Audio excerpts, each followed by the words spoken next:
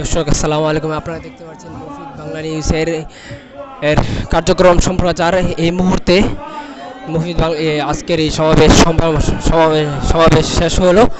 এখন দর্শক যারা যারা এসেছিলেন দলে দলে তারা তাদের গন্তব্যের দিকে চলে যাচ্ছেন। আমরা আপনাদেরকে সম্পূর্ণ ভিডিও দেখার জন্য অনুরোধ করছি। সামনে চলো, সামনে চলো, আমরা